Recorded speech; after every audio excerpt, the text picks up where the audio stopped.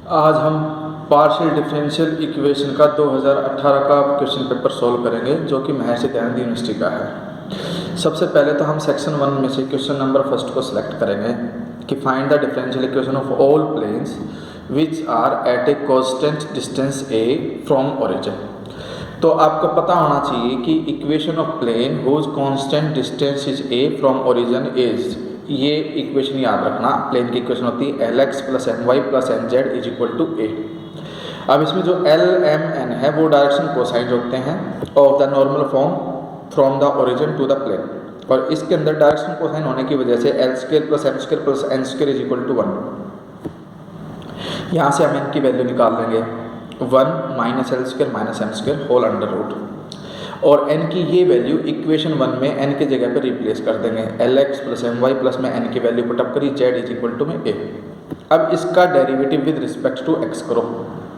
Lx का तो L हो गया, My कांस्टेंट क्योंकि partial derivative with respect to x है इसलिए ये 0, और इसमें कर ली z by curly x हो जाएगा। ये जो ब्रैकेट है अंडर रूट में 1 minus L square as it is. फिर डिफ्रेंशिएटिंग 2 जो इक्वेशन 2 थी, अब उसको विद रिस्पेक्ट टू y करेंगे सेम वे में, वहाँ से m आ जाएगा। यानी कि इक्वेशन 3 से हम L की वैल्यू निकाल देंगे, यहाँ से L की वैल्यू निकालेंगे, यहाँ से M की वैल्यू निकालेंगे।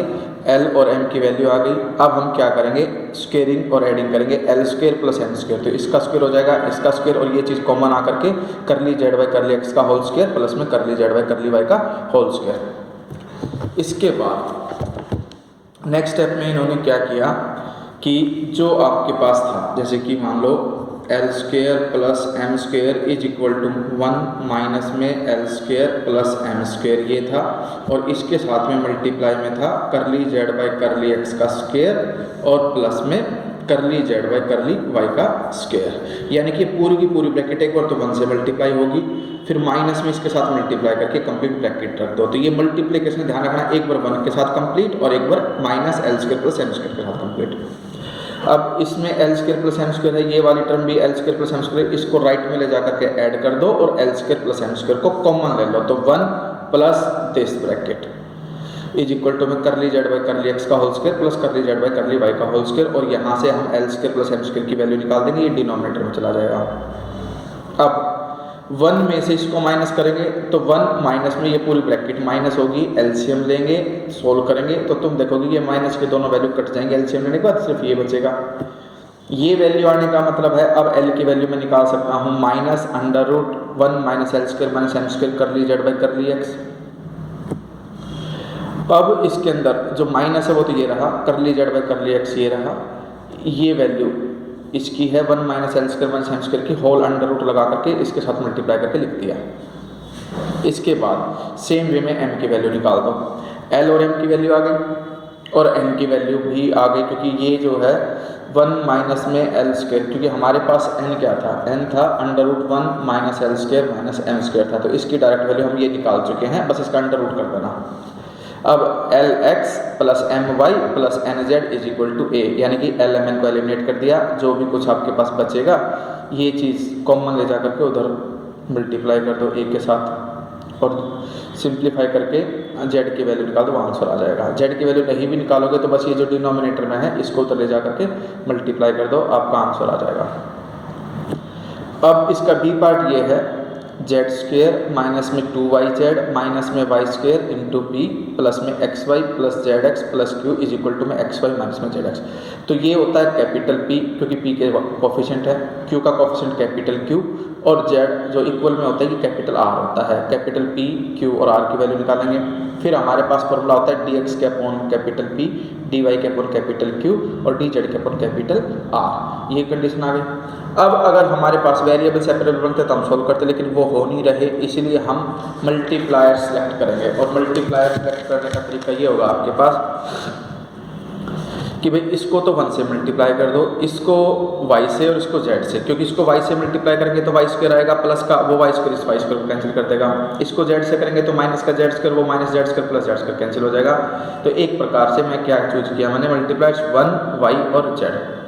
तो पहली term as it is equal to में ये टर्म भी एज इट इज, फिर ये टर्म भी as it is equal to में इसको 1 से, इसको y से और इसको z से, और कर दो। यहाँ पर हमारे पास कंडीशन ये हो जाएगी कि जेड स्क्वायर से जेड स्क्वायर मतलब एक प्रकार से सब कुछ कैंसिल आउट होकर के डिनोमिनेटर में जीरो बचेगा। डिनोमिनेटर जीरो तो न्यूमिनेटर भी आपका जीरो काउंट करेंगे हम, नहीं तो नॉट डिफाइंड हो जाएगा। इसके बाद इंटीग्रेटिंग कर दो तो एक्स का x square by two, y का y square by two, z का z square by two equal to में कॉन्स्टेंट सी बाई टू मान लो, टू कट करके वो इक्वल टू में ए या सी जो भी है वो आप मान सकते हो। फिर इसके अंदर लास्ट टू मेंबर एक जैसे हैं लगभग दिखने में, इन दोनों को इकट्ठा रखो, क्रॉस मल्टीप्लाई करो।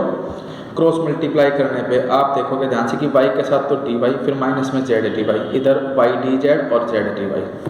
अब पेयरिंग करेंगे हम y dy, ठीक है, माइनस z dy को उधर लेके जाएंगे तो तुम देखोगे कि z के साथ तो है dy और y के साथ है dz, तो एक प्रकार से प्रोडक्ट रूल लग रहा है, यानी कि डेरिवेटिव ऑफ yz।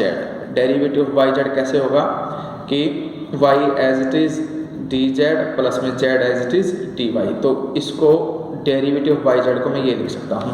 तो ये यही करके लिख रखा कि derivative of y z plus में जेड को इन्होंने क्या कर दिया, जेड स्क्वायर, मतलब एक प्रकार से इंटीग्रेशन कर दिया।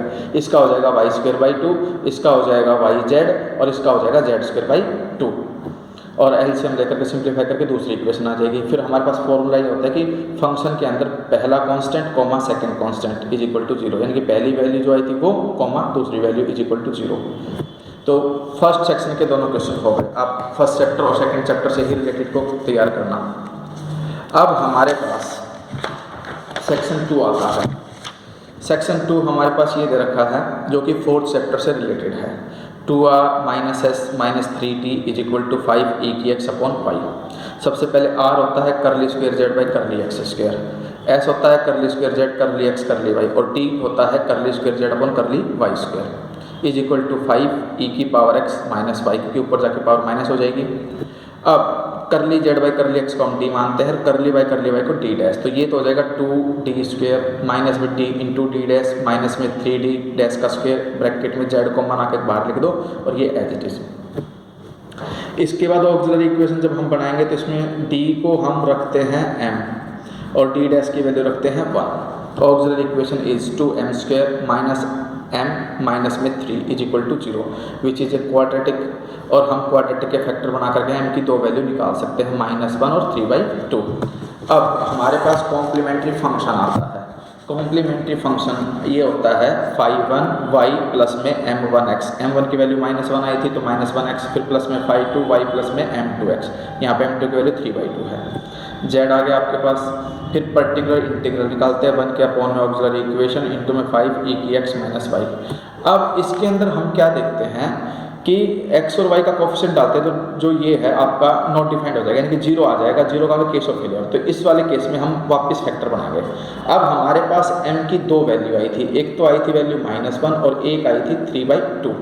तो जो हम फैक्टर बनाएंगे वो इस तरह से बनेंगे, d ये m+1 हो जाएगा तो यानी कि प्लस का d डैश, और दूसरा ये था आपके पास d माइनस में 3/2 d डैश, 2 से मल्टीप्लाई करके 2d माइनस 3 डैश कर सकते हो आप इसको, 2d माइनस में 3d डैश। तो ये दो फैक्टर बन जाएंगे आपके पास। इसके बाद इसमें d की जगह पे x का कोफिशिएंट 1 और d डैश की जगह पे -1 रखोगे तो ये नॉट डिफाइंड हो रहा है, इसलिए हम इसको बाहर रखेंगे। जो अंदर है उसके अंदर x का कोफिशिएंट 1 d की जगह पे, y का कोफिशिएंट -1 d डैश की जगह पे रख करके सिंप्लीफाई कर दो। अब जो बच गया उसमें केस ऑफ फेलियर हो रहा है, इसलिए हम इसको किससे कंपेयर करेंगे, 1/bd minus ad dash whole power n, a b और n की वैल्यू निकाल लेंगे और वो फॉर्मूले में डाल देंगे x की पावर n। यहाँ पर n जो है वो 1 है, ये आ गया आपके पास x की पावर 1 अपॉन में n फैक्टोरियल, और b की वैल्यू भी 1 है तो इसलिए x अपॉन 1 फैक्टोरियल e की पावर x माइनस, यानी कि इसका ये होता है आपके पास x की पावर n लिखते हैं, b लिखते हैं, n फैक्टोरियल लिखते हैं, और जो क्वेश्चन जो भी फंक्शन x y का वो एज इट इज लिखते हैं। तो इसके अंदर जो हमने कंपैरिजन किया d प्लस t डैश की होल पावर n का, तो n की वैल्यू 1 आ गई और b यानी कि d का कोफिशिएंट वो भी 1 आ गया। इस फॉर्मूले में बस आप b और n की वैल्यू पुट अप कर दो, pi आ जाएगा, फिर cf प्लस pi आपका कंप्लीट सॉल्यूशन होगा, जनरल सॉल्यूशन।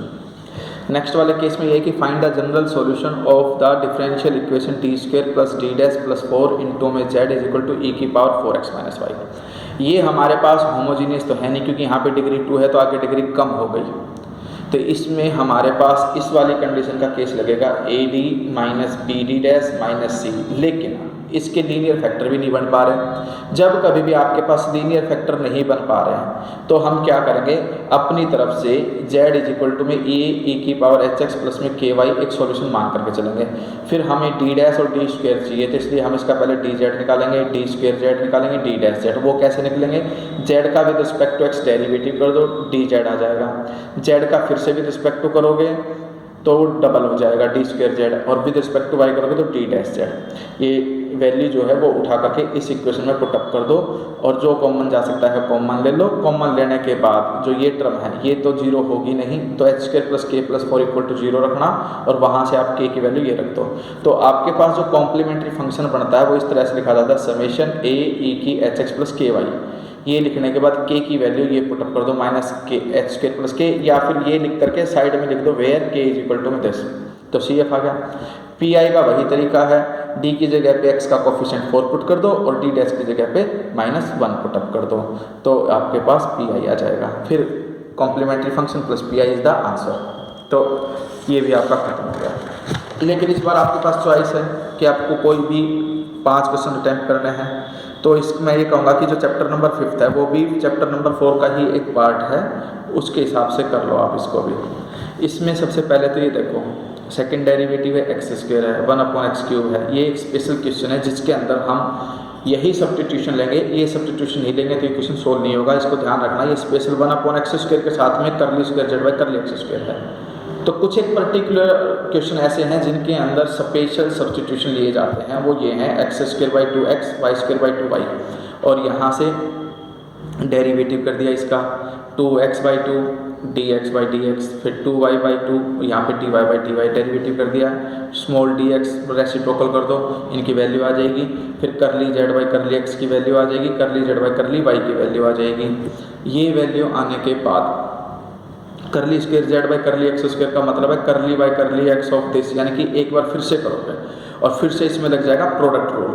प्रोडक्ट रूल का मतलब एक बार 1/x एज इट इज, इसका डेरिवेटिव डबल कर दिया, फिर एक बार 1/x का derivative -1/x square curly z by curly x as it is, और dx बाई dx की वैल्यू हम पहले निकाल चुके थे 1/x। ठीक है, क्योंकि ये जो कर्ली बाई कर्ली एक्स था इसको ब्रेक कर दिया, curly by small curly x और फिर derivative of x with respect to capital X, इन सब की वैल्यू डाल दी, तो ये इसकी वैल्यू आ जाएगी। सेम वे में इसकी वैल्यू निकाल दोगे। ये वैल्यू जब आप वहाँ पे प्लॉट करोगे तो इक्वेशन जो सिमिलरली फ्रॉम 2, इसकी वैल्यू भी आ जाएगी। Equation 3 and 4 in the given equation it reduce to, यानी कि जो ये दो वैल्यूज आई इन दोनों वैल्यूज को यहाँ पे रख दो, और इनकी वैल्यू हम पहले ही निकाल चुके थे। भाई इसकी वैल्यू रखोगे और इसकी वैल्यू रखोगे, फिर इन दोनों की वैल्यू हमारे पास है, वो सारी वैल्यू रिप्लेस करके आप देखोगे कंडीशन ये बन जाएगी, D square minus D dash का square into z is equal to 0।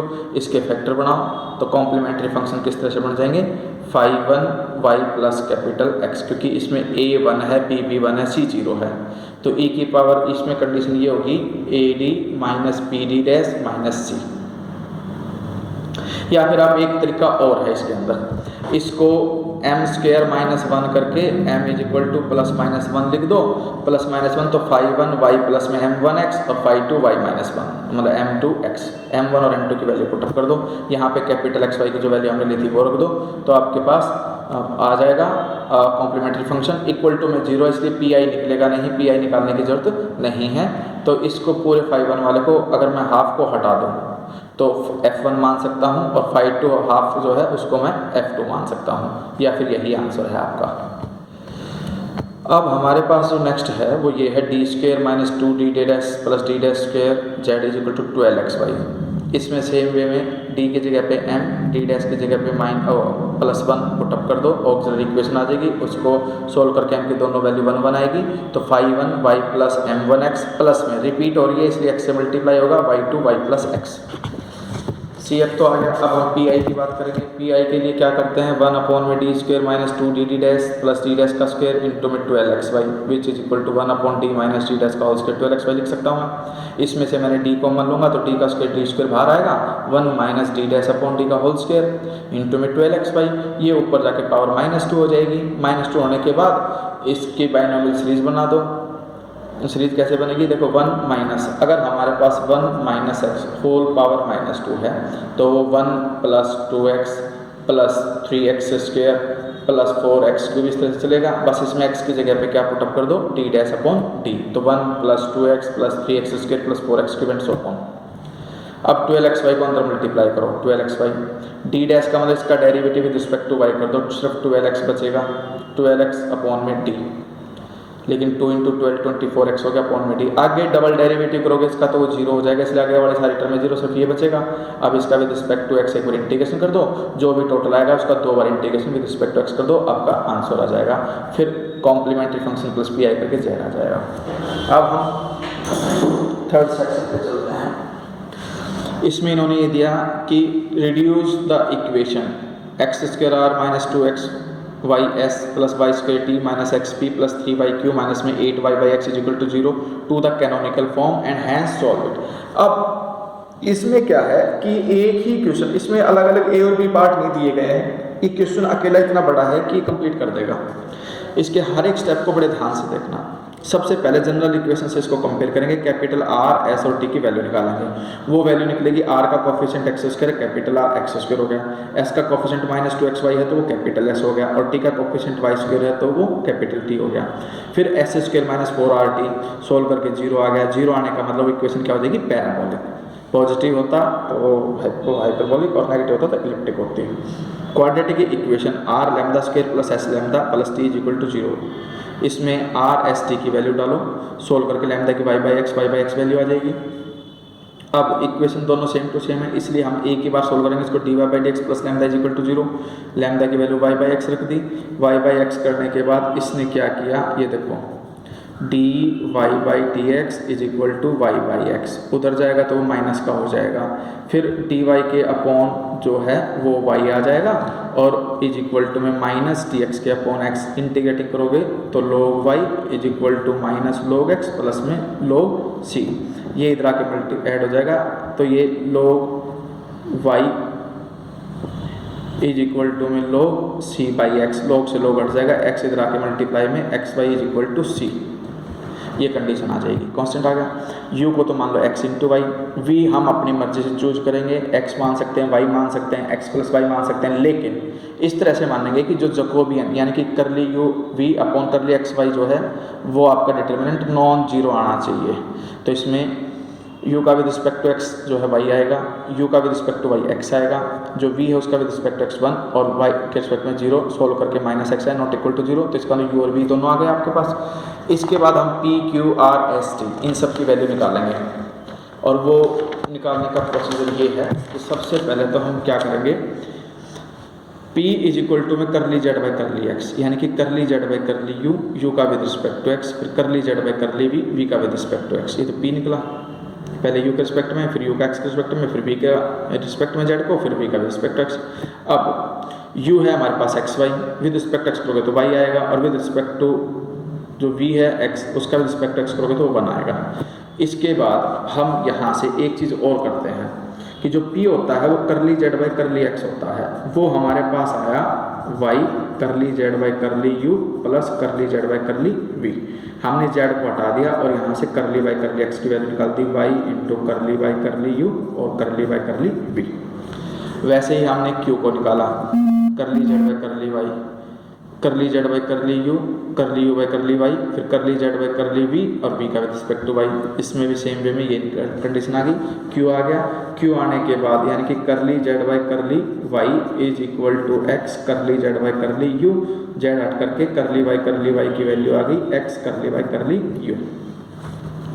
r होता है ये, इन दोनों की वैल्यू हमारे पास है, वो मैं प्लॉट कर सकता हूँ, लेकिन यहाँ पर वेरिएबल है, कांस्टेंट है नहीं, इसीलिए मैं करली बाई करली x की वैल्यू अभी नहीं पुट करूँगा, पहले मैं इसकी वैल्यू पुट करूँगा। इसकी वैल्यू पुट करने के बाद ये y कांस्टेंट है क्योंकि विद रिस्पेक्ट टू x है, तो y बाहर आ जाएगा, करली बाई करली x इसके साथ, फिर करली बाई करली x इसके साथ भी। अब इसमें क्या करो, आप इन दोनों की वैल्यू हमारे पास है, करली बाई करली x की वैल्यू डाल करके मल्टीप्लाई कर दो, करली बाई करली x की वैल्यू पुट करके मल्टीप्लाई कर दो। ये सारा सिंप्लीफिकेशन मत करो, हमारे पास करली बाई करली x की वैल्यू में ये निकाल चुका, इस वाले को मल्टीप्लाई कर दो करली z बाई करली u से, और करली z बाई करली u से मल्टीप्लाई करके लिख दोगे तो ये कंडीशन आ जाएगी आपके पास सोल्व करके। वैसे ही आगे करली बाई करली x को करली z बाई करली v से मल्टीप्लाई कर देना, और करली बाई करली x की वैल्यू ये वाली जो मैंने अलग से निकाली थी ये वैल्यू y करली बाई करली u प्लस में, जैसे मैं करके दिखा देता हूँ आपको कि वाई है करली बाई करली एक्स इंटू में curly z by curly u plus में curly by curly x of curly z by curly v is equal to में y as it is curly by curly x की value है हमारे पास y curly by curly u plus curly z by ना curly by curly we, ये तो है इसकी वैल्यू। फिर curly z by curly u as it is.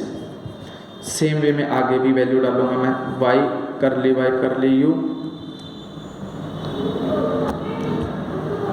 और करली जेड बाई ना करली बाई करली वाई के साथ करली बाई करली यू और प्लस में करली बाई करली वी, और उसको मल्टीप्लाई कर दोगे करली जेड बाई करली वी से, और इस पूरे को मल्टीप्लाई, ये तो वाई स्क्वायर हो जाएगा, इसके साथ में आ जाएगा करली स्क्वायर जेड करली यू स्क्वायर, फिर ये इसके साथ ही मल्टीप्लाई होगा प्लस में वाई करली स्क्वायर जेड करली यू करली वी, वैसे ही इसको भी मल्टीप्लाई कर देना और आपके पास ये कंडीशन आ जाएगी फाइनल, ये फाइनल कंडीशन आ जाएगी। वैसे ही एस निकालना इन दोनों का प्रोडक्ट करके, लेकिन यहाँ पर विद रिस्पेक्ट टू एक्स है और इसके अंदर एक्स है तो इसमें प्रोडक्ट रूल लग जाएगा। पहले तो curly z by curly u as it is x का डेरिवेटिव 1, फिर x as it is curly by curly x, फिर करली बाई करली एक्स की वैल्यू डाल करके दोनों को मल्टीप्लाई कर देना, आंसर आ जाएगा आपके पास। पी आ गया, एस आ गया, वैसे ही टी निकालोगे दोनों की वैल्यू करके मल्टीप्लाई कर देना। फिर P Q R s T आने के बाद जो कैनोनिकल फॉर्म है उसके अंदर आर की वैल्यू, यहाँ एस की वैल्यू, ये टी की वैल्यू, ये पी की वैल्यू और ये क्यू की वैल्यू पुट अप करके सिंप्लीफाई कर दोगे, वो कैनोनिकल फॉर्म आ जाएगी। लास्ट में जाकर के ये कैनोनिकल फॉर्म आ गई। अब इस क्वेश्चन को ध्यान से देखोगे तो ये 5th चैप्टर से रिलेटेड एक क्वेश्चन बन गया, क्योंकि वी स्क्वायर के साथ में curly square z curly v square है, वी के साथ curly z by curly v है और a t upon v square है। तो हम यहाँ पर u को लेंगे e की पावर कैपिटल x, v को लेंगे e की power capital y, taking log both side करोगे d और d डैश आ जाएंगे। फिर ये देखो इस कंडीशन के अंदर v स्क्वायर है इसलिए इसको मैं लिखूंगा d dash into D dash minus 1, अगर u स्क्वायर होता तो d into D dash minus और d इंटू डी माइनस 1 लिखता, और यहाँ पर भी माइनस भी है तो d डैश जेड, यहाँ पर u और v की वैल्यू पुट अप कर दी। फिर इसके बाद इसके फैक्टर बना करके सिंप्लीफाई करके ये कंडीशन कर दी, इसका कॉम्प्लीमेंट्री फंक्शन करके देखो डी डैश का कॉम्प्लीमेंट्री फंक्शन होता है 5/x, डायरेक्टली याद रख लो अभी, और डी डैश माइनस 2 है तो ए बी सी की वैल्यू निकाल करके अब आपके पास जब डी डैश आता है यानी कि a coefficient a D minus b D dash minus c, ये ऐसी इक्वेशन में जब ए 0 हो जाता है यानी कि टर्म नहीं हो तब आप बी और सी की वैल्यू निकालोगे सिर्फ, और बी और सी की निकालने के बाद हमारे पास होता है माइनस बी, आपके पास होगा माइनस में बी अपॉन ए वाई, यहाँ पर सी बाई ए के बजाय बी बाई ए लिखोगे और ए बी सी की वैल्यू डाल करके इसको simplify c by b y लिखा जाएगा यहाँ पर, और सी की वैल्यू है 2 और बी की वैल्यू है 1। ये पुटअप करके सिंप्लीफाई कर देना, ये दूसरी इक्वेशन आ जाएगी। अब इसके अंदर कैपिटल एक्स कैपिटल वाई की वैल्यू पुटअप कर देना और सिंप्लीफाई कर देना, आपके पास सॉल्यूशन हो जाएगा। लेकिन इसके अंदर इक्वल टू में 0 ना होकर के कुछ बचता है तो इसका मतलब पी आई भी निकलेगा।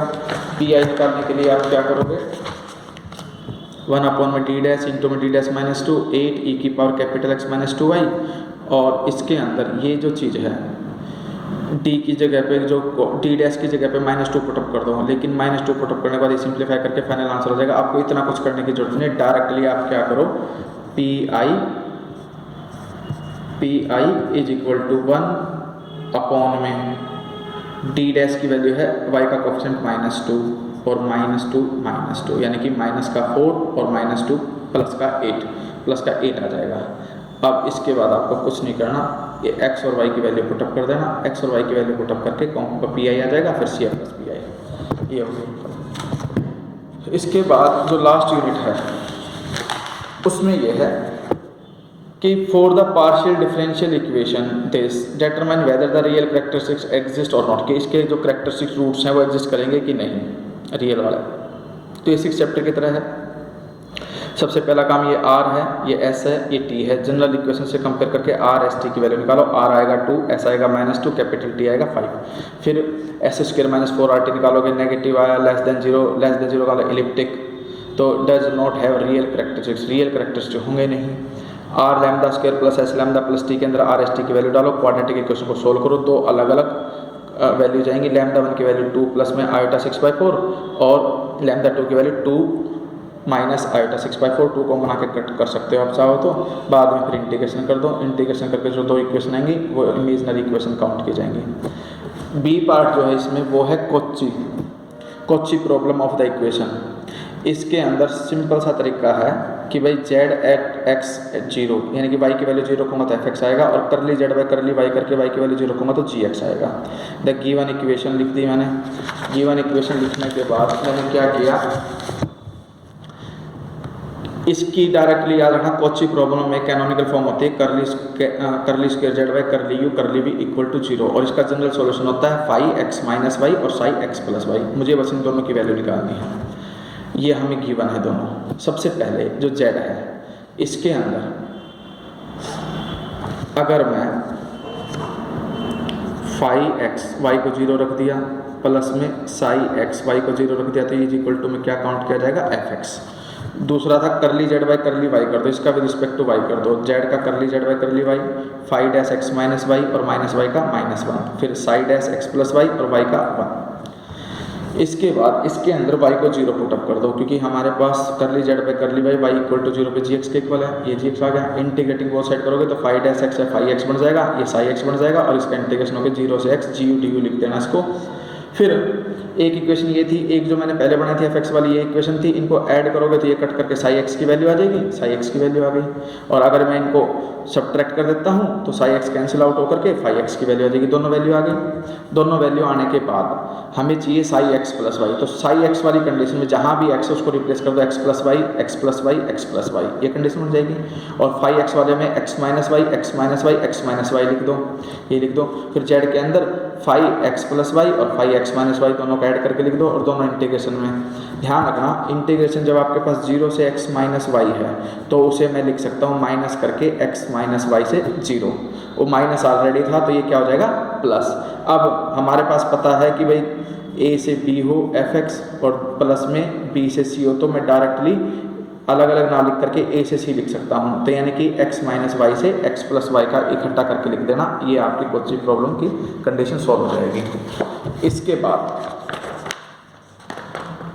आपके पास फिफ्थ जो क्वेश्चन है उसमें कंपल्सरी पार्ट्स हैं। सेक्शन 5 में find the differential equation by eliminating the arbitrary constant lambda, इसके अंदर से हमें लैम्डा को करना है एलिमिनेट, क्योंकि आर्बिट्रेरी कांस्टेंट वही है। जेड दे रखा है करली जेड बाई करली एक्स निकालो, करली जेड बाई करली टी निकालो क्योंकि टी वेरिएबल है, फिर करली square z by curly x square भी निकालो क्योंकि यहाँ पर कांस्टेंट ज़्यादा है, ए भी कांस्टेंट है लैम्डा भी कांस्टेंट है। अब इसके बाद जो करली square z by curly x square आया वो वही आया जो करली जेड बाई करली टी आया था, इसलिए एक दूसरे के इक्वल रखो, आंसर आ जाएगा। Show that the system of equation P and Q R compatible, इसके लिए आप क्या करो, करली पी बाई करली वाई निकालो, करली क्यू बाई करली एक्स निकालो, दोनों को इक्वल देखो, अगर दोनों इक्वल आ रहे हैं तो कॉम्पिटेबल है, इक्वल नहीं आ रहे तो कॉम्पिटेबल नहीं है। What is the particular integral of this, particular integral इसका फॉर्मूला लिख देना कि भाई 1 अपॉन में F D D dash into में एफ एक्स वाई होता है। फिर right two dimensional wave equation, one dimensional heat equation, ये टू डायमेंशनल होती है और ये वन डायमेंशनल है, याद रख लेना इनको, वेव और हीट इक्वेशन। इसके बाद classify the differential equation, classify का मतलब ये है कि हमें बताना है कैपिटल आर एस टी की वैल्यू निकाल करके, फिर S square minus 4 R T निकाल करके नेगेटिव आया, नेगेटिव का मतलब ये इलिप्टिक है, और ये आपका 4 बिट मेथड है कि भाई P is equal to q y plus में जेड का होल स्क्वायर। इसके लिए इक्वेशन जो भी है हम उसको ये मान करके चलेंगे कि भाई P को दो ले जाके माइनस कर दिया, क्यू वाई प्लस जेड का होल स्क्वायर माइनस पी, फिर कर ली एफ वाई कर ली एक्स जीरो निकालोगे क्योंकि इसका जो एफ है उसका विद रिस्पेक्ट एक्स करोगे तो इसमें कहीं एक्स है नहीं तो जीरो, फिर कर लिया एफ वाई कर ली वाई निकालोगे, कर लिया एफ वाई कर ली जेड निकालोगे, कर लिया एफ वाई कर ली पी, कर लिया एफ वाई कर ली क्यू निकालोगे। और ये 4 बिट मेथड की जनरल इक्वेशन याद कर लेना और उसके अंदर इन सब की वैल्यू डाल देना, वो रिक्वायर्ड कंडीशन आ जाएगी आपके पास 4 बिट मेथड की। यहाँ पर ये कंप्लीट हो जाएगा। Best of luck for the exam, ठीक है। और आगे भी सेमेस्टर के क्वेश्चन पेपर के लिए मुझसे जुड़े रहिए। एक्सोल्ट एकेडमी ऑफ मैथमेटिक्स का चैनल अगर सब्सक्राइब नहीं किया है तो सब्सक्राइब करिए ताकि आपको हर नेक्स्ट जो भी मैं सोल्व करके क्वेश्चन पेपर डालूँ आपके पास अपडेट आ जाए। इसके बाद मैं स्टैटिक्स से related second chapter, 9 chapter, 11 chapter की जो थ्योरम्स वगैरह जो मेनली एग्जाम से रिलेटेड हैं वो मैं पुट करता रहूँगा।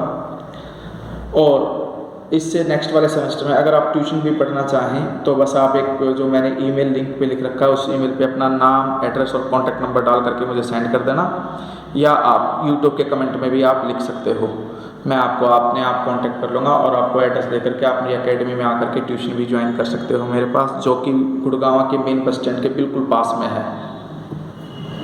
धन्यवाद आपका।